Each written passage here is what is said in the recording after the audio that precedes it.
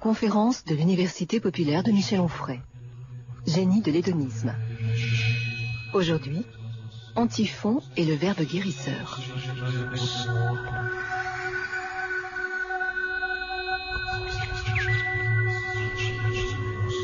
Bonsoir et merci d'être là, une fois de plus. Merci pour votre fidélité.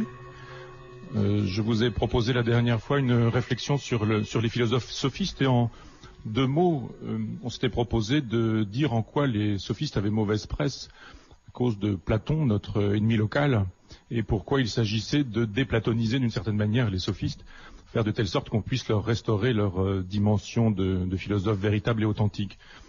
J'avais donc essayé de balayer de manière un petit peu générale ce qu'était la thématique de la pensée sophistique grecque, et je souhaiterais plus précisément aujourd'hui vous entretenir d'Antiphon, Antiphon d'Athènes, dont je vous disais qu'il était l'un des 2 philosophes sophistes originaires d'Athènes, ce qui tranche dans cette école où on est plutôt provincial, je dirais, on est plutôt de la campagne d'une certaine manière. Antiphon fait partie des individus qu'on ne connaît pas beaucoup, pourtant parmi les sophistes, il est l'un des plus grands à mon goût. On parle plus souvent de Gorgias et de Protagoras pour des raisons que nous savons. Ce sont aussi les 2 titres éponymes des dialogues de Platon qui abordent cette question des sophistes. Je souhaiterais donc vous dire en quoi Antiphon, le sophiste, Antiphon d'Athènes, est un philosophe important pour deux hypothèses que je me propose d'examiner avec vous. La première, c'est qu'il aurait inventé la psychanalyse.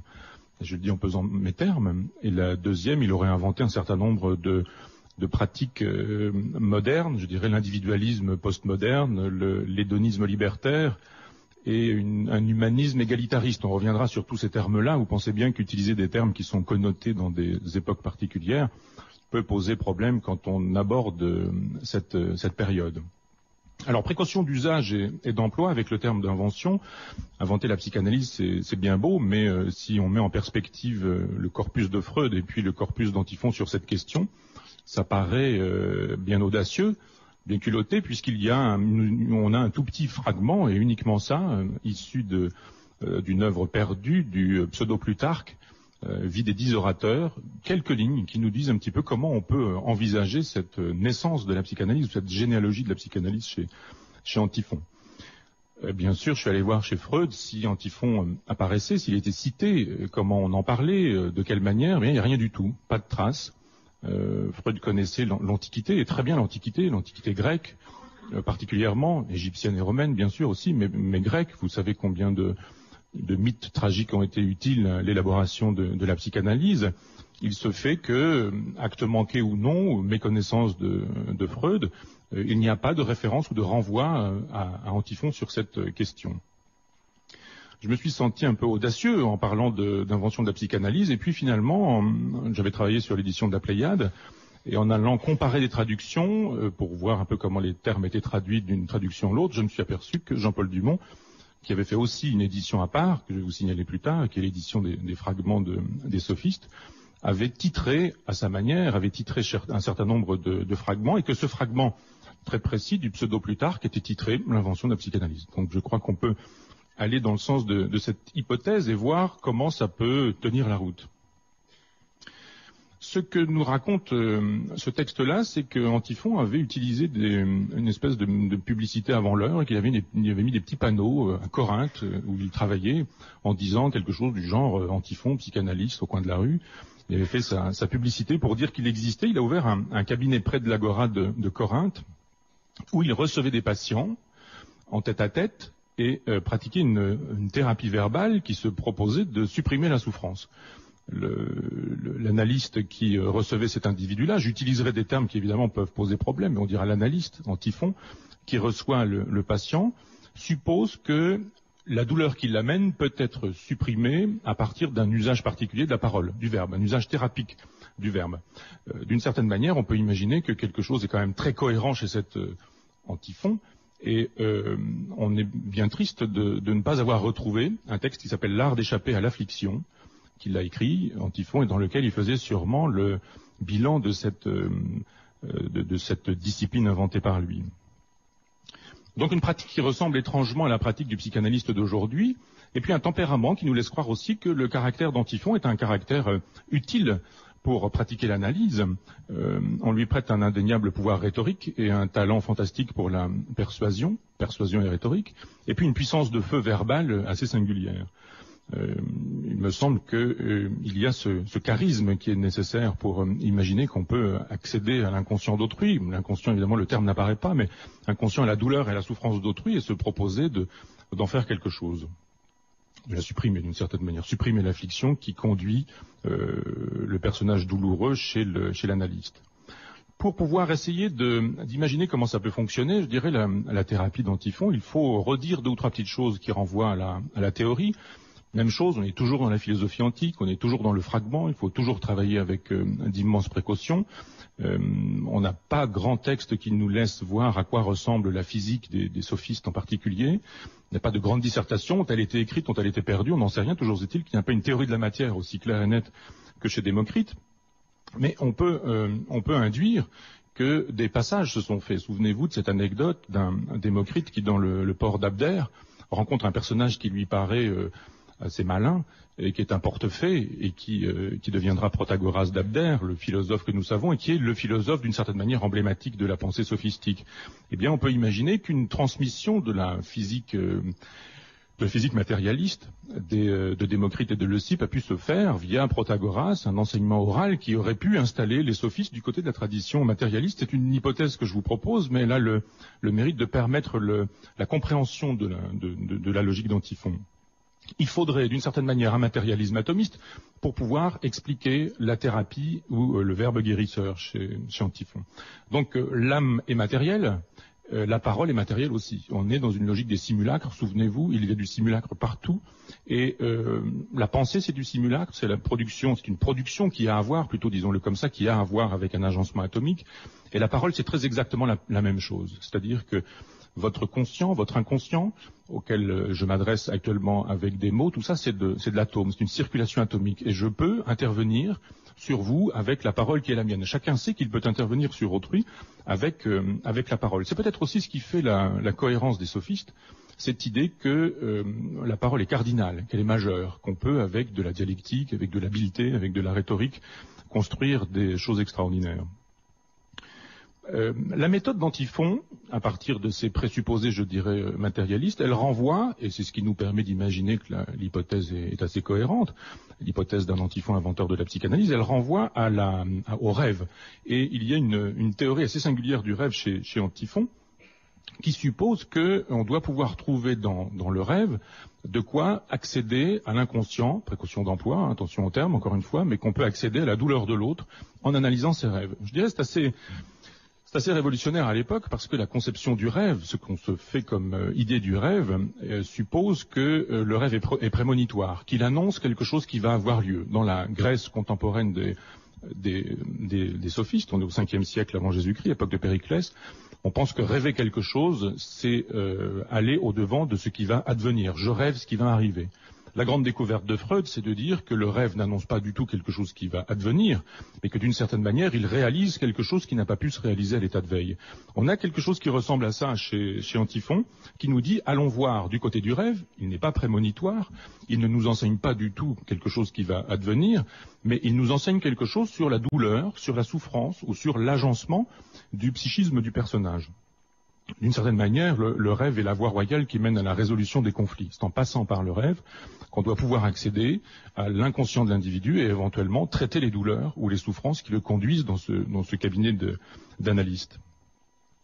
On parle à l'époque d'onirocritique. Onirocritique, ça suppose l'analyse du rêve, c'est une science à proprement parler.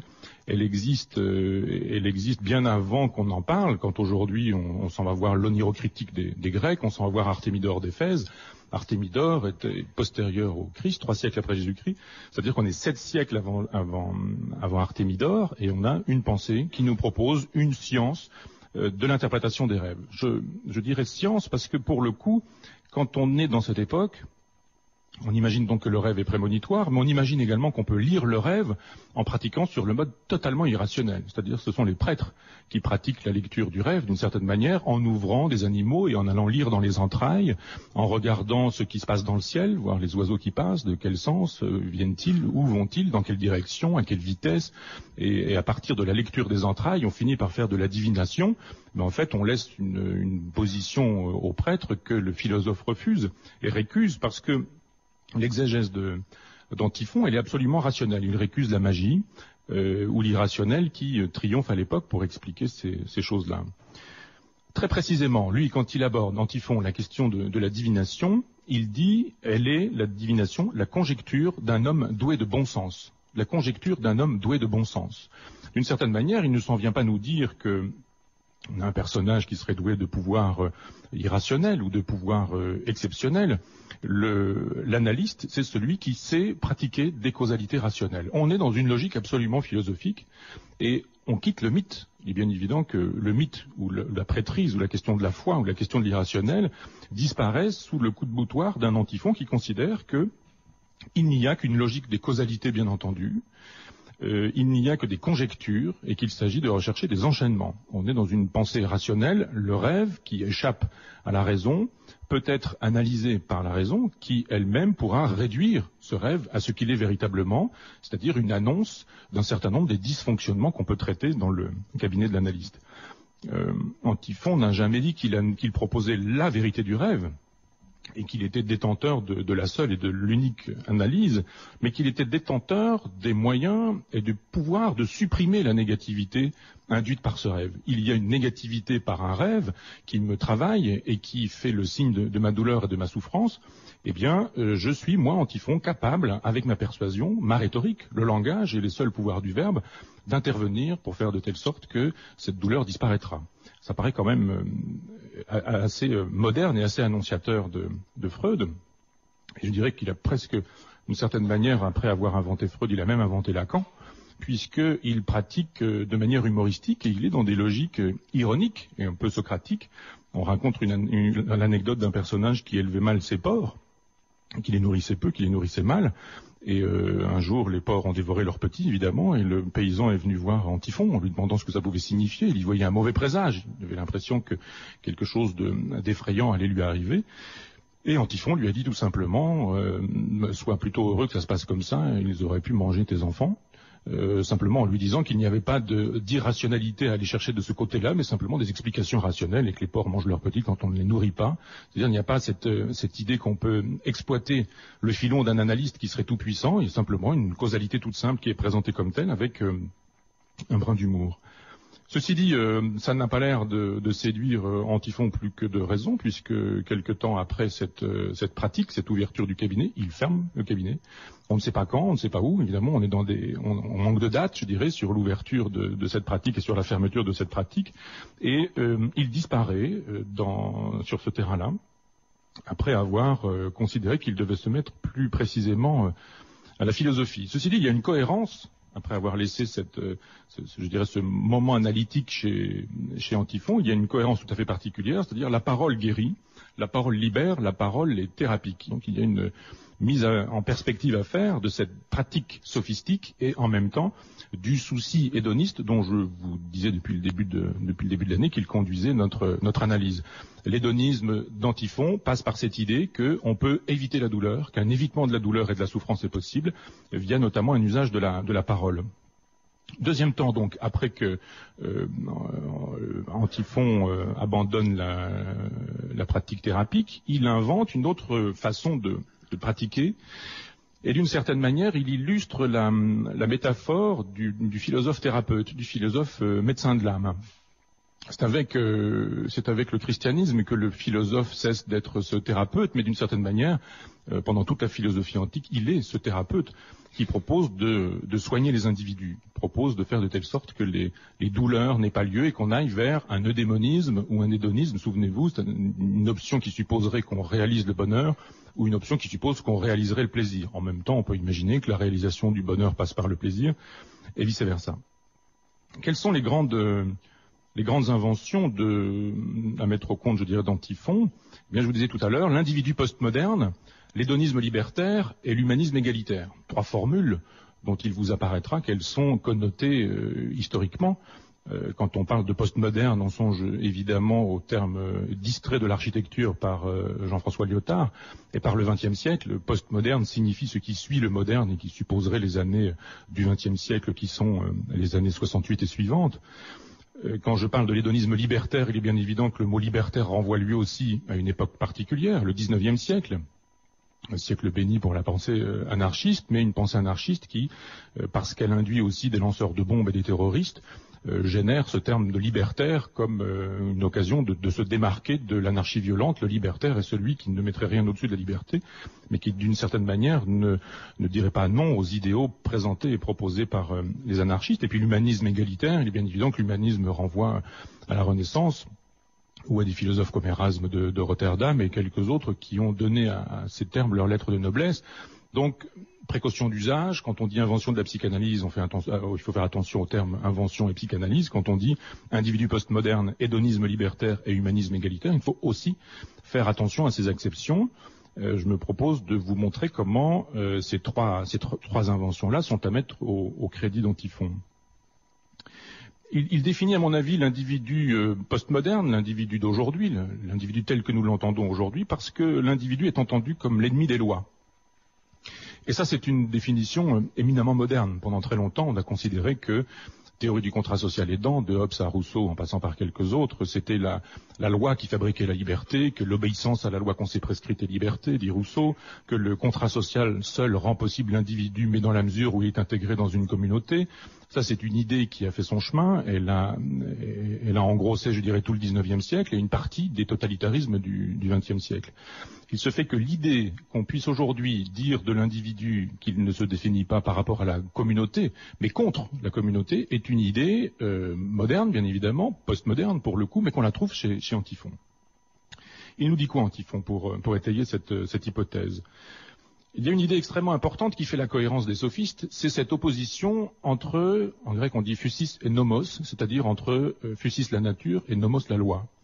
Il y a une opposition franche et nette qui suppose que quand on choisit l'un, on récuse l'autre. C'est-à-dire si vous êtes dans une logique de la nature, vous n'êtes pas dans une logique de la culture, et vice-versa. Et on entend encore aujourd'hui, et le christianisme également, la culture comme une antinature, et de manière assez radicale. C'est-à-dire que pour fabriquer une éthique, d'une certaine manière, on peut passer par-dessus bord toute l'animalité d'un individu en considérant qu'elle ne compte pas.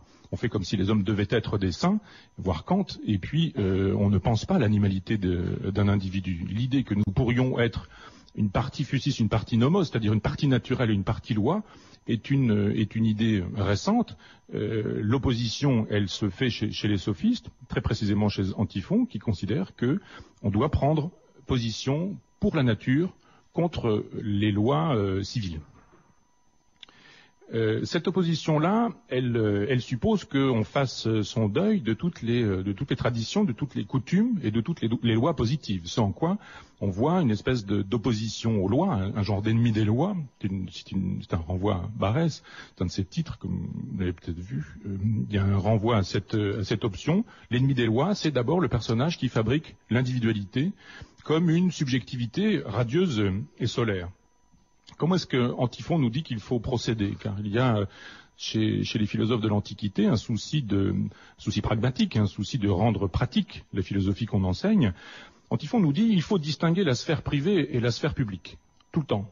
Et c'est une occasion de pouvoir activer cette philosophie-là parce que on doit obéir aux lois uniquement quand on est dans la sphère publique, et quand on est dans la sphère privée, on n'a pas besoin d'obéir aux lois.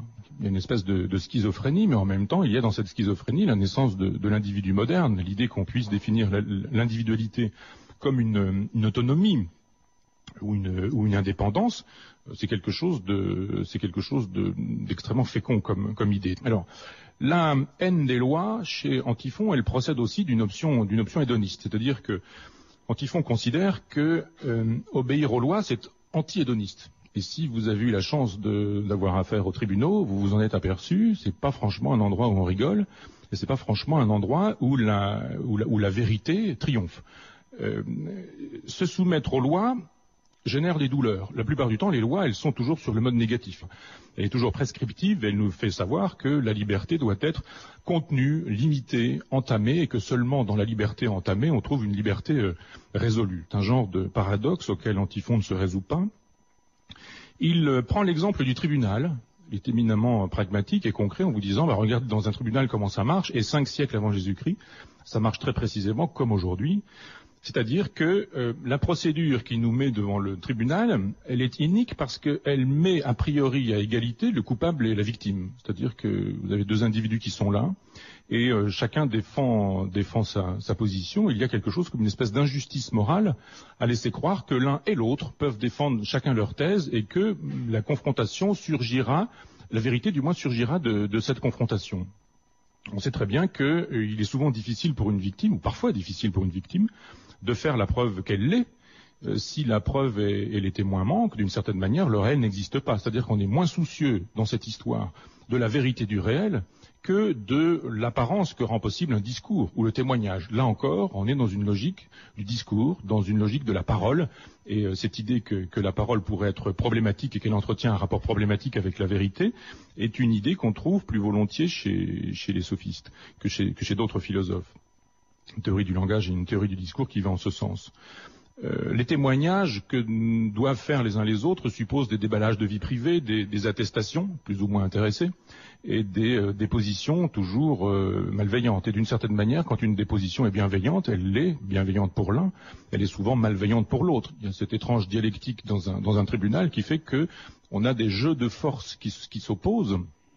Et la vérité n'a pas grand-chose à voir avec ce jeu-là. Il y a plutôt à voir avec les habiletés dialectiques ou les sophismes. Il y a en plus de ça, dans un lieu où on cherche à établir la vérité et la justice, des généalogies nombreuses et des occasions nombreuses de créer des désirs de vengeance, du genre quand je vais te rattraper tu vas voir, et qui suppose que loin du rapport à la vérité, on est plutôt dans une logique de jungle où la violence triomphe. L'obéissance à la loi ne paie pas. La fréquentation des tribunaux et l'idée qu'on puisse pratiquer la morale et voir qu'on n'est pas payé de retour en ayant pratiqué la morale fait la démonstration que un personnage qui ment réussira sur ce terrain-là, alors qu'un personnage qui dit la vérité ne réussira pas forcément, et qu'il vaut mieux un bon mensonge plutôt qu'une vérité malhabile. La situation étant ce qu'elle est, Antiphon dit on peut régler ce problème-là puisque finalement c'est un problème de langage, c'est un problème de discours, c'est un problème de rhétorique et de dialectique. Je vous dis tout à l'heure que sa puissance de feu verbal était considérable. Eh bien, il se propose, après avoir ouvert un cabinet de psychanalyse, d'une certaine manière, il se propose d'ouvrir un cabinet d'avocats et invente d'une certaine manière l'avocat moderne. Il considère que puisque le mensonge habile triomphe toujours sur une vérité malhabile, eh bien il vaut mieux mettre l'habileté qu'on a quand on sait parler, comme c'était le cas d'Antiphon, au service de la vérité.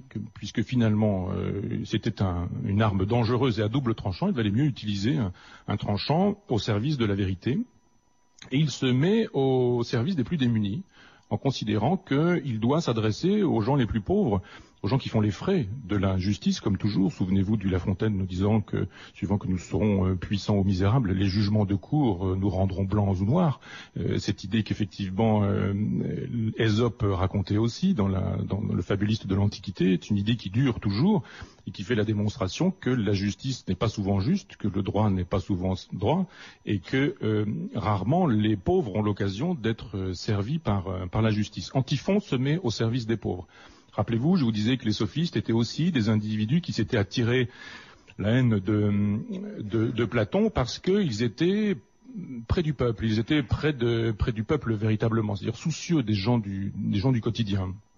Il y a dans cette option populaire, je dirais, populiste, dirait ceux qui voudraient la décrier, dans cette option populaire d'Antiphon, un véritable désir de mettre la parole philosophique au service des plus démunis et du plus grand nombre.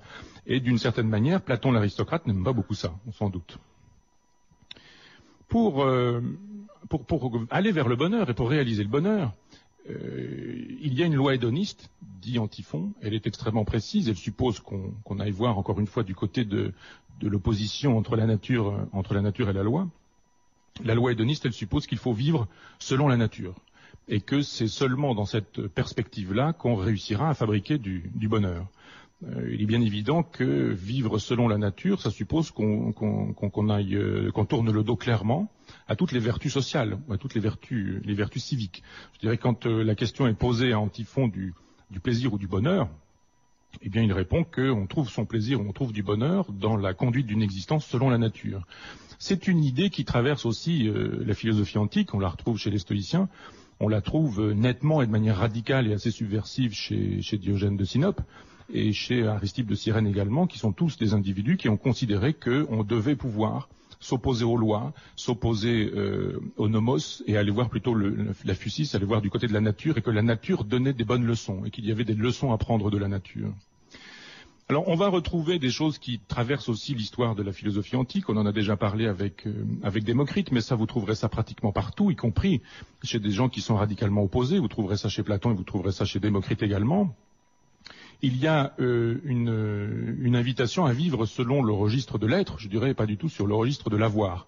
Ça, c'est ce qui fait aussi la cohérence, d'une certaine manière, de la philosophie antique. On vous dit que moins vous avez, plus vous êtes, et plus vous êtes, plus le bonheur ou le plaisir ou la satisfaction peuvent survenir ou surgir. La question de la vie bonne et pas réussie, c'est la question qui nous permet de voir, enfin c'est la résolution qui nous permet d'imaginer une construction de soi indépendamment de la norme sociale, c'est-à-dire une fabrication de la subjectivité et de l'individualité. Alors c'est très clair, Antiphon nous dit il faut aller tourner le dos aux richesses, ça c'est une obsession de toujours, cette idée qu'on serait d'autant qu'on posséderait ou qu'on aurait. Il y a une petite anecdote rapportée par Antiphon, qui fonctionne lui aussi avec des anecdotes, et un de ses amis vient lui demander de lui prêter de l'argent, et Antiphon lui refuse le prêt d'argent, et cet argent, il l'enfouit au fond de son jardin, et il se fait voler ce coffre. Et il regrette de ne pas avoir prêté cet argent, en disant j'aurais dû le prêter, au moins je l'aurais pas perdu. Et Antiphon fait une petite dissertation en disant finalement l'argent réel, l'argent caché, inutilisé ou perdu, ou même prêté dans une banque, c'est la même chose. Il n'a pas plus de réalité. Et d'une certaine manière, il faut se défaire de cette obsession de l'argent. Souvenez-vous aussi que l'un des grands reproches que Platon fait aux sophistes, c'est de se faire payer, c'est de demander de l'argent. On ne sait pas si il demandait de l'argent sur le terrain analytique, s'il a inventé clé en main quasiment la psychanalyse en faisant payer les thérapies, mais il se fait que ce passage par l'argent suppose chez Antiphon qu'on en fasse un moyen mais pas une fin. Ça doit servir à ce à quoi ça doit servir, mais ça doit pas être l'occasion d'organiser un genre de culte. Donc on tourne le dos aux richesses. On tourne le dos aux honneurs, dit-il également. Pas besoin d'aller chercher des prix d'éloquence ou des prix de gymnastique pour fabriquer une réputation. À quoi ça sert une réputation, dit Antiphon. Les honneurs ne servent à rien du tout. L'essentiel reste l'essentiel et on s'aperçoit, qui plus est quand on y a eu droit, qu'ils sont détestables et à tout le moins inutiles. La vie n'est pas changée quand on a été jugé digne d'être honoré. Et puis, un de mes dadas qui me rend les philosophes de l'Antiquité tellement sympathiques, c'est qu'il nous invite à ne surtout pas sacrifier aux valeurs familialistes. Eh oui. Et il nous dit pas d'argent, pas de richesse, pas d'honneur, mais pas de femme non plus, ou pas de mariage, ou pas d'enfants, ou pas de ces choses-là qui vous détourneront à coup sûr de la voie philosophique. On vous trouve au bras d'une belle femme, dit Antiphon, ça durera pas. Non pas qu'elle vieillira si vite, mais ça ne durera pas le plaisir que vous aurez d'être à son bras. Vous avez une histoire d'amour naissante, elle est joyeuse, elle vous réjouit, c'est très bien, mais ça va pas durer non plus. Donc c'est pas bien utile d'investir d'une certaine manière dans des choses qui ne sont pas durables. Il faut aller voir plutôt du côté des choses essentielles. D'autant que la plupart du temps, on transforme les histoires d'amour en mariage et en paternité ou en maternité, et que là, le pire est toujours certain. Donc l'idée qu'on puisse fabriquer son bonheur dans l'indépendance, dans l'autonomie, dans la construction de soi, d'une certaine manière l'autonomie étymologiquement dit l'essentiel, je suis à moi-même ma propre norme et je n'attends pas que la norme vienne de l'extérieur. Leçon du bonheur, je ne vais pas demander à autrui d'être le juge de ce qui doit être bon pour moi, c'est moi qui vais décider de ce qui doit être bon pour moi. Et d'une certaine manière, il n'y a pas de vie bonne, j'allais dire quand on a bobonne, mais c'est pas... Je suis désolé, ça m'est venu... Bon, je retire absolument. Quand on est marié ou quand on est père de famille, vous avez trop d'occasions, et je vous renvoie à ce qu'on disait de Démocrite. qui nous disait on a des enfants, on réussit pas de toute façon l'éducation, ils nous ressemblent, c'est une catastrophe, ils nous ressemblent pas, c'est une catastrophe aussi. On a peur de leur santé, on a peur qu'ils soient malades, on a peur qu'ils soient blessés, on a peur qu'ils meurent. Il faut vous souvenir qu'à l'époque les enfants meurent plus vite et plus rapidement. Je n'ai pas dit tant mieux. Et les leçons de Démocrite peuvent aussi être entendues sur ce terrain-là, c'est-à-dire que la transmission de cette question du matérialisme et de l'atomisme peut aussi supposer la transmission des valeurs éthiques qui supposent les valeurs de l'autonomie et de l'indépendance.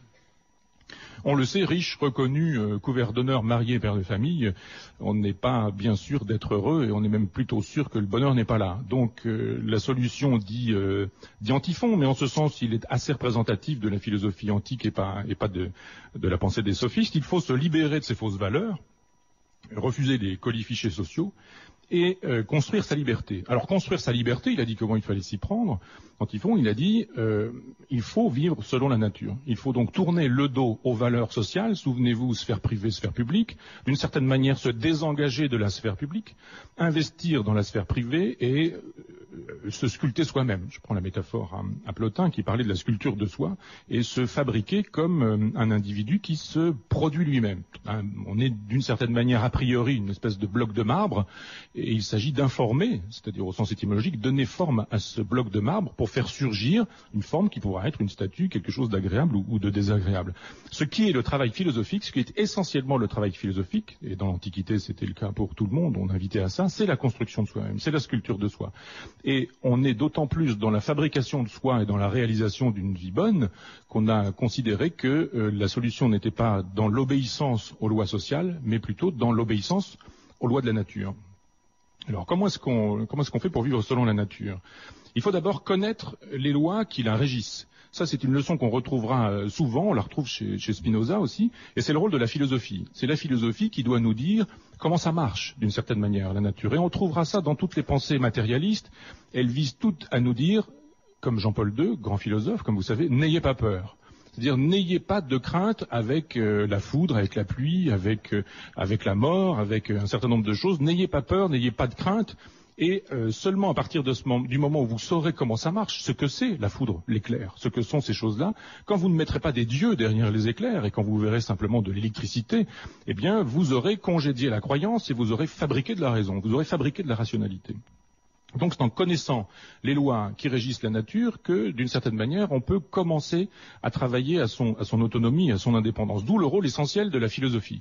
Et toute philosophie va en ce sens dans l'époque antique, c'est-à-dire que quand on s'occupe de physique, par exemple, quand on s'occupe de médecine, eh bien c'est dans des fins éthiques que ces choses-là sont considérées. On fait de la physique simplement pour pouvoir déboucher sur cette éthique qui est une éthique de la conjuration de la peur. Là aussi, on est dans une espèce de philosophie thérapeutique, dans une espèce de philosophie analytique aussi qui nous dit faites de telle sorte que vous puissiez attaquer les causes et les racines de la négativité et vous supprimerez cette négativité. Le bonheur, ça se construit. Et ça, c'est une première leçon. Il s'agit également de connaître les lois qui régissent la nature, donc, mais aussi de connaître ce qui nous détermine personnellement. D'où l'intérêt, on a déjà eu l'occasion d'aborder cette question-là, mais d'où l'intérêt aussi de la psychanalyse, entre guillemets, ou d'une espèce d'analyse ou d'auto-analyse, de connaissance de soi-même. Le fameux « connais-toi toi-même » de Socrate peut être aussi entendu comme ça, c'est-à-dire comme une invitation à une introspection qui nous permettrait de savoir qui nous sommes, qui dit je quand je dis je.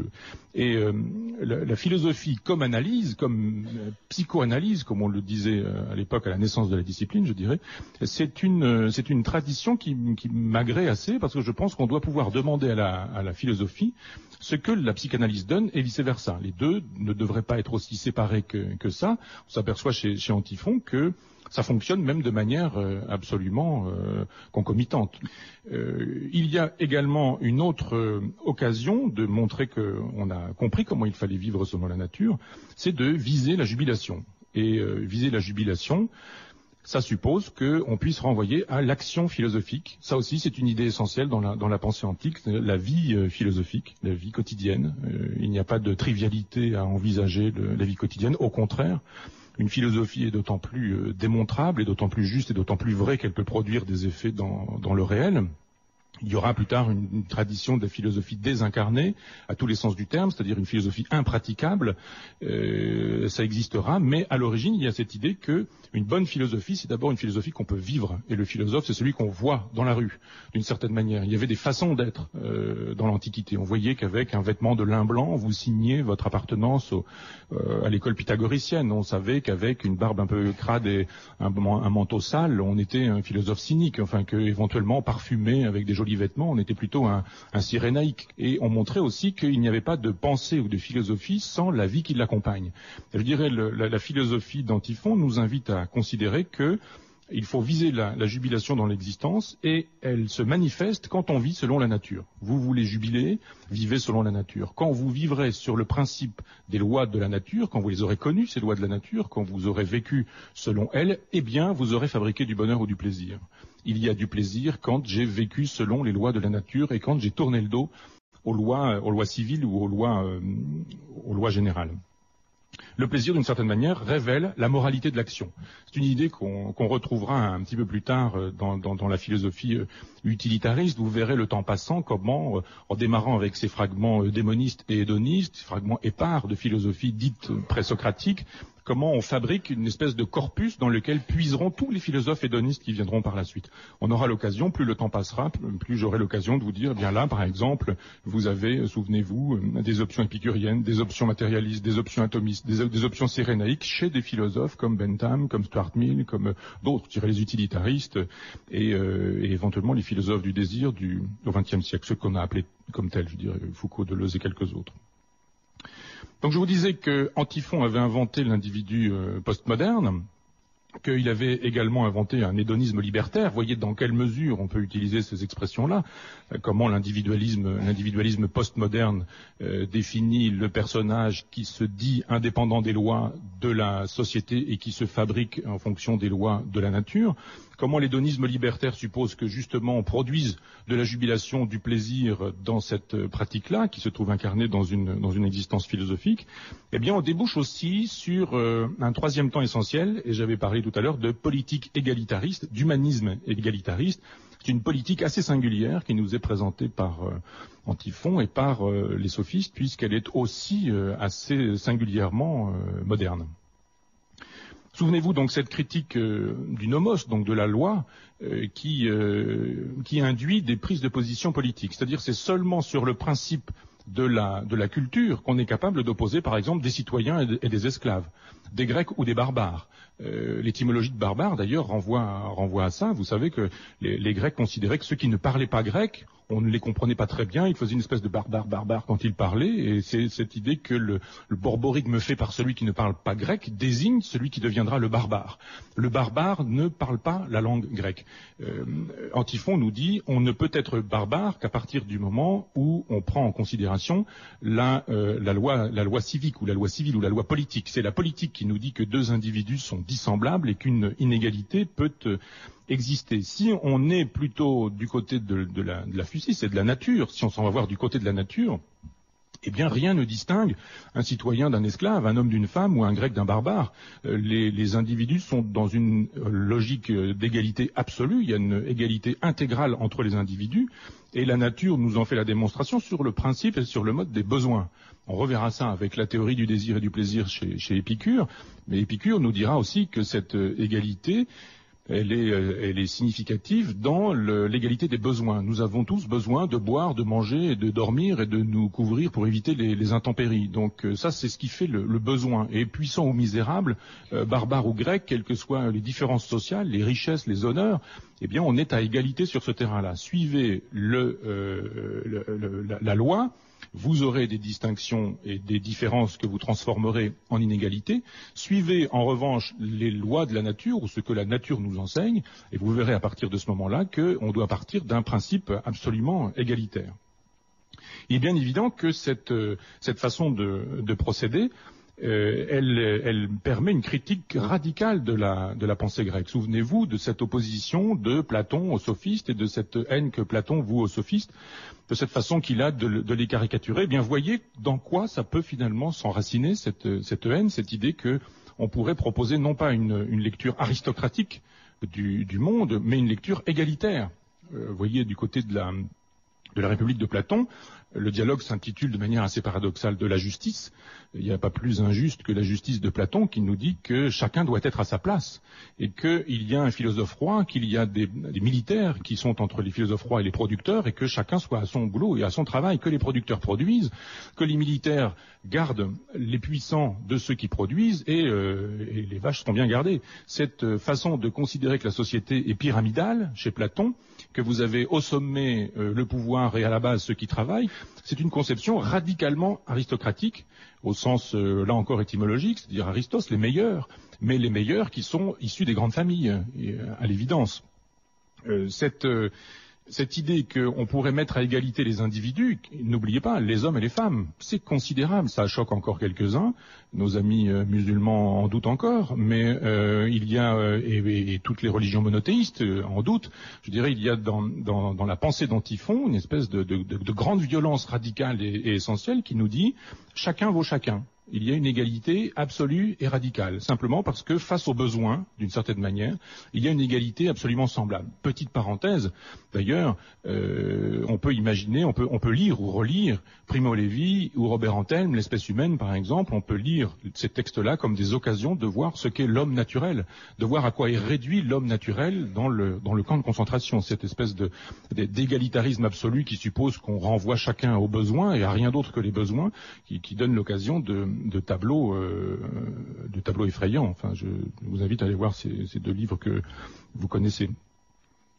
La critique de la pensée grecque est donc radicale parce que la politique à l'époque suppose qu'on soit dans l'endroit de la démocratie, évidemment. La démocratie grecque, c'est une espèce de pléonasme, alors que c'est assez fautif, que c'est une image d'Épinal d'imaginer qu'il y a une démocratie grecque, on en a déjà parlé. D'abord, il y a des cités grecques, il n'y a pas un État grec à proprement parler, mais il y a des cités dans la Grèce, et les cités peuvent s'opposer. Il y a des régimes différents suivant qu'on est à Corinthe, qu'on est à Athènes ou qu'on est à Sparte. Mais il se fait que quand on parle de la démocratie, j'avais fait une fois le compte, la démocratie concerne un personnage sur 10 à Athènes. Un personnage sur 10 est concerné par la démocratie parce qu'il est citoyen. Qu'est-ce qu'un citoyen? C'est un enfant de citoyen. Il y a une espèce d'aristocratie dans cette idée que on ne peut naître que citoyen, on ne peut que naître citoyen et qu'on ne le devient pas. Il y a par ailleurs les femmes qui évidemment n'ont pas de statut, la moitié quand même de l'humanité.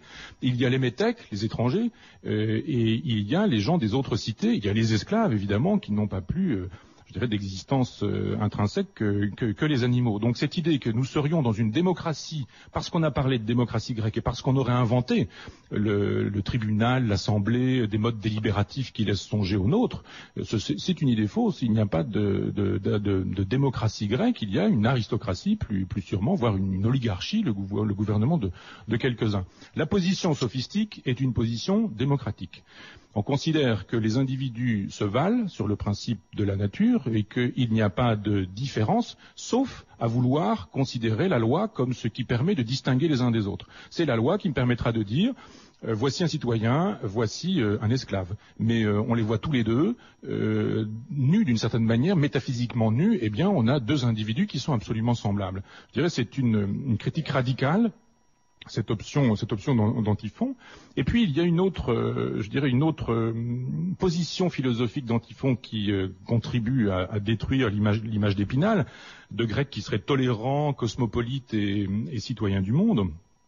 En fait, il suffit de travailler un petit peu la question de l'histoire grecque et vous apercevez que les cités sont toujours en guerre, sont toujours en combat, qu'on ne supporte pas son voisin, qu'il y a toujours des agressions multiples et que le citoyen du monde, c'est une position de philosophe, c'est pas une position de grec. Ce sont les philosophes qui éventuellement, sur la question de physis et nomos, de nature et de loi, sont capables de nous dire nous sommes des citoyens du monde parce que un grec et un non grec, ça se vaut, mais finalement tous les individus de la planète se valent. On n'a pas la conception géographique qui nous permet de penser en termes planétaires. Je dirais les sophistes induisent cette idée qu'un homme vaut un homme quel que soit l'endroit où il se trouve.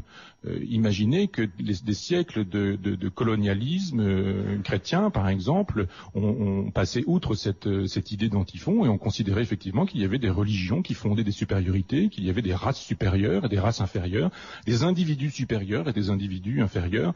Il y a dans cette option politique, je dirais, d'Antiphon une position qui reste à méditer aujourd'hui d'une grande richesse. Et puis il y a une ultime invention qui me semble extrêmement importante, et c'est une notion à travailler. Je crois qu'il y a dans la position d'Antiphon une invention du droit naturel. Le droit naturel est un concept confisqué, je dirais, par le christianisme médiéval, parce qu'évidemment, c'est assez drôle de parler de droit naturel. Par définition, on a l'impression qu'un droit est de culture, et que s'il y a de la nature, il n'y a pas de droit, et qu'il y a, en termes de rhétorique ou de linguistique, un oxymore, une opposition. Un droit ne peut pas être naturel, et pourtant on parle de droit naturel. Est-ce que dans la nature, il y a des droits naturels? C'est une question qu'on pourrait poser, c'est une question qui mérite d'être posée. Ernst Bloch a écrit sur cette question-là. Très peu à gauche ont récupéré cette idée, et c'est souvent à droite qu'on s'en va voir du côté du droit naturel, parce qu'on justifierait avec des logiques un peu sociobiologisantes, avec des logiques darwiniennes, avec des logiques génétiques aujourd'hui, on supposerait qu'il y aurait effectivement des leçons que la nature donnerait, et qu'il suffirait d'aller chercher dans la nature les leçons données pour induire un gouvernement qui serait la plupart du temps de droite, violent, libéral, puisque le libéralisme serait la philosophie d'une certaine manière naturelle. Ce serait le comportement de la nature, le struggle for life, la lutte pour la vie, les plus adaptés qui tiennent le coup, que ce soit les animaux ou les entreprises. Je dirais qu'il y a un modèle à droite qui suppose que le droit naturel est souvent utilisé comme un concept idéologiquement performant. On peut imaginer une option de gauche, je dirais, qui, alors évidemment, là encore un terme qui ne convient pas pour, entendons-nous bien, qui ne convient pas pour les sophistes, mais une option de gauche qui permettrait de repenser la catégorie du droit naturel, qui, elle, suppose que, au-delà, en deçà ou malgré le droit positif, il existerait des obligations éthiques.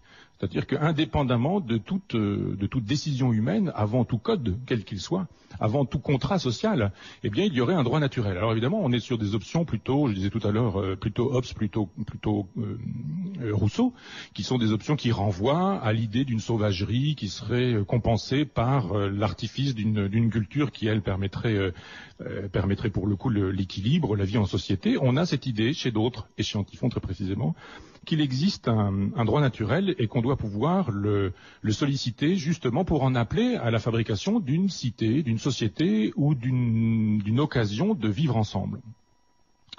Quand je disais tout à l'heure que la vie réussie était l'occasion de régler un problème avec soi-même, c'est aussi, diraient les sophistes, une occasion de régler les problèmes avec autrui. Seule, en fait, la concorde avec soi-même rend possible une concorde avec les autres. Quelqu'un qui n'est pas bien avec soi ne peut pas être bien avec autrui. Et il y a toujours une dimension politique à l'éthique, une dimension éthique à l'analytique, à l'analyse, à la psychanalyse d'une certaine manière, et la psychanalyse conduit à une éthique qui induit une politique, et d'une certaine manière tout ça s'articule assez bien. L'idée qu'on puisse laïciser le droit naturel mériterait un travail. Il y a peu de choses sur le droit naturel. Quand vous cherchez une bibliographie sur ces questions-là, il y en a vraiment très peu, et ça permet de résoudre le problème d'une antinomie possible entre la sphère privée et la sphère publique. Je vous disais tout à l'heure qu'il y avait une opposition chez Antiphon qui nous disait dans la sphère publique obéis aux lois, mais dans la sphère privée n'obéis qu'à toi-même. D'une certaine manière, on pourrait imaginer que les lois qui seraient fabriquées en regard du droit naturel permettraient, dans l'obéissance à soi-même, une obéissance à la collectivité ou une construction de la collectivité. En me construisant, je construirai une collectivité ou une communauté. D'une certaine manière, c'est une idée, là aussi, à creuser. D'abord parce que elle va, je dirais, contre l'avis commun et dominant, qui suppose que l'individualisme hédoniste, évidemment, la plupart du temps, est incapable de générer une politique, qui pour le coup serait libertaire. On suppose qu'un individualisme, par définition, ça ne peut pas déboucher sur une théorie de la communauté, une théorie de la collectivité. Ce sont les débats qu'on a aujourd'hui avec les tenants ou les opposants à la pensée dite 68, cette idée que l'individu serait l'occasion d'une impossibilité à fabriquer de la communauté ou de la collectivité, que la communauté serait impossible parce que l'individu prendrait toute la place. Il y a la résolution possible de cette antinomie, me semble-t-il, avec l'idée que justement en fabriquant de l'individu, on fabrique de la communauté, et en fabriquant un individu qui obéit aux lois de la nature, on fabrique finalement une société qui, elle, obéit aussi aux lois de la nature. Il y a quelque chose qu'on retrouvera un petit peu plus tard chez les cyniques, et qui, eux, reprendront ces idées-là, cette idée qu'il faut demander à la nature des occasions de lois, des occasions de règles, et qu'à partir de ces règles, on peut fabriquer de la communauté et de la collectivité. Pour conclure sur cette question, il est bien évident qu'il faut faire attention, et je vous le disais dès le départ, il faut faire attention aux collisions qu'on peut faire avec des termes qui sont par trop connoté et que l'histoire de la philosophie a connoté, donc l'humanisme, la pensée libertaire. Vous voyez combien il y a des enjeux historiques avec ces concepts et comment il faut être extrêmement prudent pour éviter de projeter des catégories modernes ou contemporaines sur des pensées antiques. Ceci dit, les pensées antiques ne sont faites que pour être sorties, je dirais, de leurs écrins de poussière. Elles ne sont faites que pour être réactivées ou réactualisées. L'une des grandes idées de Pierre Hadot, c'est qu'il n'existerait pas seulement un stoïcisme antique ou une pensée sophistique antique qui serait datée, naissance avec tel individu, disparition avec tel autre individu. Pierre Hadot pense qu'il y a une permanence de ces idées-là et que le cynisme de Diogène est possible encore aujourd'hui. Alors évidemment à réactiver, c'est d'ailleurs le travail de la philosophie, comment réactiver une pensée cynique, comment réactiver une pensée cyrénaïque. D'une certaine manière, on pourrait aussi réfléchir à cette question, comment réactiver une pensée sophistique, comment faire de telle sorte que des fragments laissés par des sophistes puissent être encore lisibles aujourd'hui et utilisables. Je dirais, au regard de tout ce que nous venons de dire, de tout ce que je viens de dire, il y a évidemment beaucoup d'occasions de voir pourquoi cette pensée-là peut gêner Platon, qui est une pensée, la pensée des sophistes, du moins pour celle d'Antiphon, qui est une pensée pleine de potentialités magnifiques. Je dirais l'idée qu'on puisse aller voir du côté de ces potentialités-là pour voir comment on peut activer la pensée sophistique au-delà du fragment et au-delà de l'archéologie, je dirais, mais simplement dans une espèce de dialectique contemporaine. Comment, au-delà des siècles, on peut encore lire les sophistes, comment on peut encore pratiquer en sophiste. Vous voyez que ça n'a pas grand-chose à voir avec la caricature de Platon et qu'il y a, là aussi, des leçons à trouver. Voilà pour aujourd'hui. On aura, en ce qui concerne avec cette séance, je dirais, boucler un petit peu l'espèce de premier trajet que je vous avais proposé dans la philosophie dite présocratique. Tous les philosophes dont je vous ai parlé, Leucippe, Démocrite ou Antiphon, ont tous été des personnages intégrés dans la pensée des présocratiques. Vous voyez qu'ils sont peu socratiques puisqu'ils sont contemporains de Platon. On abordera bientôt d'autres pensées qui sont aussi des pensées contemporaines de Platon, les cyniques et les cyrénaïques, mais on abordera un corpus un peu plus cohérent. Les corpus de présocratiques sont des corpus un peu fragiles. Souvenez-vous, je vous ai dit, il nous reste l'équivalent de ce qu'on voit aujourd'hui quand on va visiter le Parthénon. Vous avez des fûts, des triglyphes, des métopes, enfin des morceaux un peu partout, et le temple n'est plus là, mais simplement des morceaux de ce temple-là, je dirais, avec tous ces fragments-là. Depuis le début de notre travail ensemble, eh bien, on a assisté à un paysage plutôt archipélique, c'est plutôt un archipel, l'archipel des présocratiques. On clôt à cet instant l'archipel présocratique et on ouvrira une pensée plus en rapport avec les combats de Platon. Voilà, merci.